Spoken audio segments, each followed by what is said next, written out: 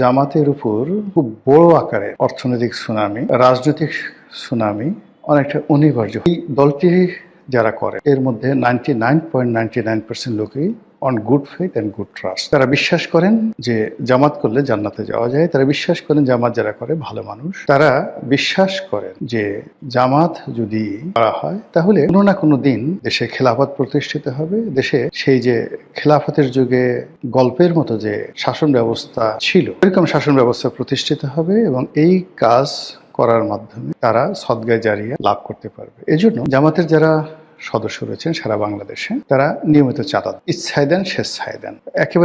যারা একেবারে ছাত্র শিবিরের যারা সাধারণ কর্মী তারাও কিন্তু একটা নির্দিষ্ট পরিমাণ চাঁদা দিয়ে থাকে। অন্যদিকে জামাতের যারা রোকন রয়েছেন তাদের সংখ্যা কত আমি জানি না।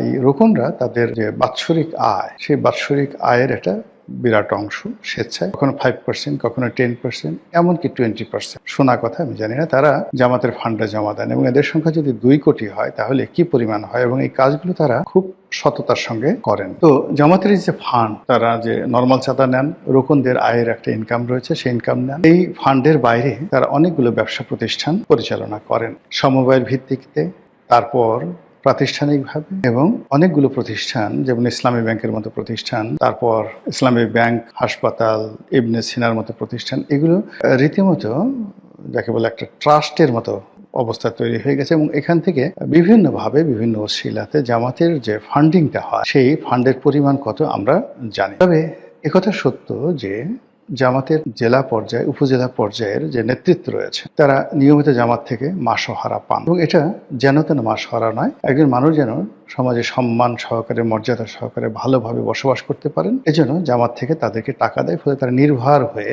জামাতের আমির হয়ে দিনের পর দিন রাজনীতি করছেন, কোনো ভবিষ্যৎ নাই, তারপরও তারা দলের জন্য ছুটোছুটি করছেন, জেলে যাচ্ছেন, জেল থেকে বেরোচ্ছেন। আর এই সকল করার জন্য জামাতেরও নির্দিষ্ট ফান্ডিং রয়েছে, এবং এই ফান্ড করে করে তারা শুধুমাত্র বাংলাদেশ নয়, দক্ষিণ পূর্ব এশিয়া নয়, পৃথিবীর যে কয়টি ক্যাডার ভিত্তিক সংগঠন রয়েছে সেই ক্যাডার ভিত্তিক সংগঠনের মধ্যে অন্যতম শক্তিশালী একটি সংগঠন জামাত। আওয়ামী লীগ চেষ্টা করেছিল এই সংগঠনটিকে ভেঙে চুরে চুরমার করে দেওয়ার জন্য। তারা জামাতের যারা শীর্ষ নেতৃত্ব রয়েছে তাদেরকে ফাঁসিতে ঝুলিয়েছিল, তাদের শিল্প প্রতিষ্ঠান, কলকারখানা তছনছ করে দিয়েছিল, ইসলামী ব্যাংক তারা দখল করেছিল এসালামের মাধ্যমে, ইত্যাদি আরো অনেক কিছু। কিন্তু কার্যত এর কোনো ফলাফল হয় বরং বুমেরাং হয়েছে। জামাতের যে শীর্ষ নেতৃত্ব যারা ছিলেন, যাদের প্রজ্ঞা ছিল, মেধা ছিল, রাজনৈতিক গুণাবলী ছিল, এবং যাদের সঙ্গে নেগোসিয়েশন করা যেত, তাদের অবর্তমানে যারা আসছে তারা বেশিরভাগ ক্ষেত্রে অনভিজ্ঞ, বেশিরভাগ ক্ষেত্রে উগ্র এবং মোনাফিকি চরিত্রের অধিকারী রয়েছে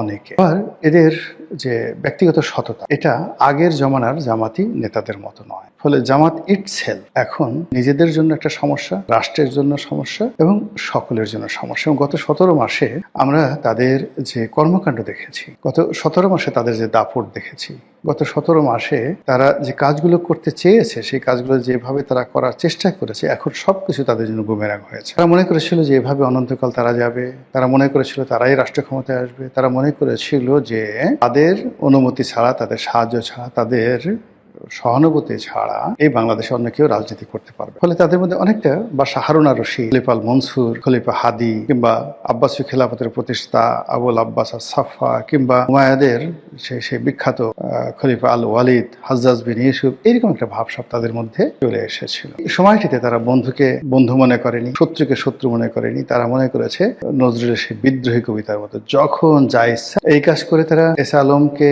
বাংলাদেশ ব্যাংক থেকে 1 মিনিটের মধ্যে বের করে দিয়েছে, মানে ইসলামী ব্যাংক থেকে বের করে দিয়েছে। এসা আলমের মালিকানাধীন অন্যান্য ব্যাংকগুলো তারা নিয়ে নিয়েছে, এবং তারা সারা বাংলাদেশে এরকম একটা হাইপ তৈরি করে ফেলেছে যে হাইপের ফলে ব্যবসায়ীরা, আমলারা, কামলারা মনে করছে জামাতি ক্ষমতায় আসবে। এজন্য জামাতের আমির, জামাতের নায়েবে আমির, জামাতের সেক্রেটারি থেকে শুরু করে সবার পিছনে আমাদের দেশের ভীরু বাঙালি বলে খ্যাত যারা আছে তারা পাচাটার জন্য, রীতিমতো লেজুর বৃত্তি করার জন্য, লেজ নাড়ানোর জন্য চু চু চু চু করে ঘোরাফেরা করেছে।